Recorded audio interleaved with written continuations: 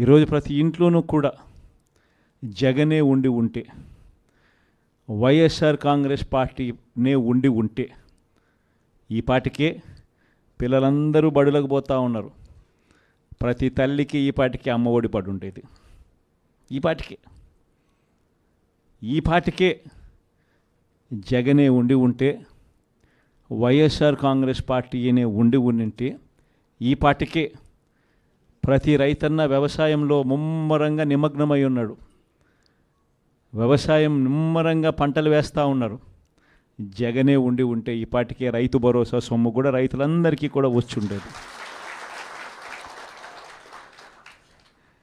జగనే ఉండి ఉంటే, వైఎస్ఆర్ కాంగ్రెస్ పార్టీ ప్రభుత్వం ఉండి ఉండింటే ఈ పాటికే రైతులకు 2023-24 సంబంధించిన ఖరీఫ్కి సంబంధించిన ఇన్సూరెన్స్ సొమ్ము కూడా కనీసం ఇంతవరకు ఈ ప్రభుత్వం ఇచ్చిన దాఖలాలు లేవు. ఆ డబ్బులు కూడా పడుండేటివి ఈ పాటికి రైతులకు.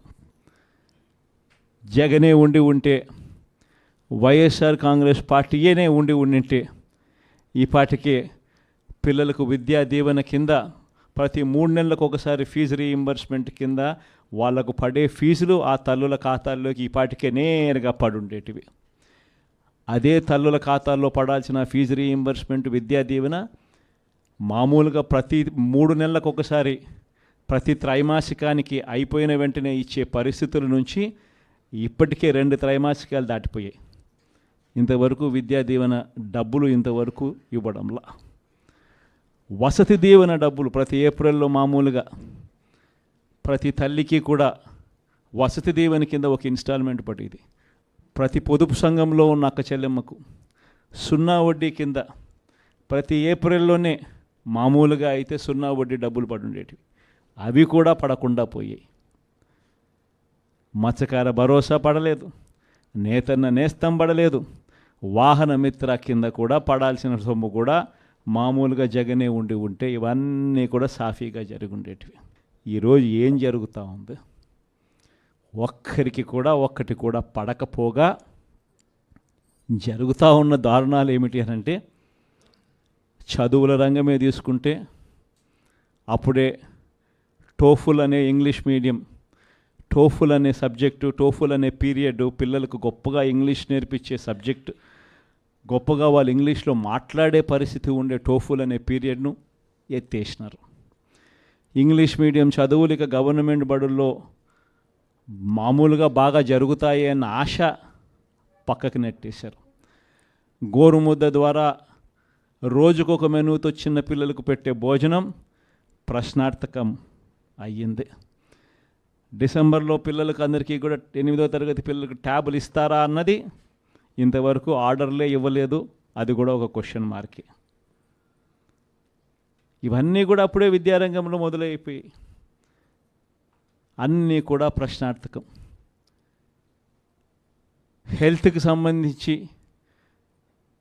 ఆరోగ్య రంగానికి సంబంధించి చూస్తే ఆరోగ్యశ్రీ బకాయిలు 1800 కోట్లు దాటాయి. ఇంతవరకు రూపాయి ఇచ్చిన దాఖలాలు లేవు. హాస్పిటల్స్ పరిస్థితి ఎలా ఉంది అని అంటే, ఇంతకుముందు డాక్టర్లు లేని కొరత, 0 వేకెన్సీ పాలసీ అనేది తీసుకొచ్చి డాక్టర్లు లేని కొరత ఏ గవర్నమెంట్ హాస్పిటల్లోనూ ఉండకూడదు అన్న పరిస్థితి నుంచి ఈరోజు డాక్టర్లు ఎక్కడ ఉన్నారు అన్న పరిస్థితిలోకి ఈరోజు గవర్నమెంట్ హాస్పిటల్ వెళ్ళిపోయాయి. ఆరోగ్య ఆసరా కనిపించడం లేదు. 104, 108 బిల్లులు లేవు. హాస్పిటల్లో డాక్టర్లు లేరు, మందులు లేవు, పరిశుభ్రత హాస్పిటల్లో అంతకన్నా కూడా లేని పరిస్థితి. ఎవడు పట్టించుకునే పరిస్థితుల్లో లేరు. వ్యవసాయం చూస్తామనంటే మళ్ళీ రైతులు ఈరోజు క్యూలలో నిలబడతా ఉన్నారు విత్తనాల కోసం. వ్యవసాయ పరిస్థితి చూస్తే ఫ్రీ ఇన్సూరెన్స్ పోయింది, ఈ క్రాప్ పోయింది, ఉచిత పంటల బీమా కూడా పక్కన పెట్టేశారు. అన్ని రంగాల్లోనూ ఇదే పరిస్థితి. తెలుగుదేశం పార్టీ నాయకుల చుట్టూ జన్మభూమి కమిటీలు అంటూ మళ్ళీ తెలుగుదేశం పార్టీ నాయకుల చుట్టూ ఆ నాయకులు ఎక్కడున్నారో మళ్ళీ ప్రజలు వాళ్ళ దగ్గరికి వెళ్ళాల్సిన దుస్థితిలో ఈరోజు మళ్ళీ పాలన సాగుతూ ఉంది.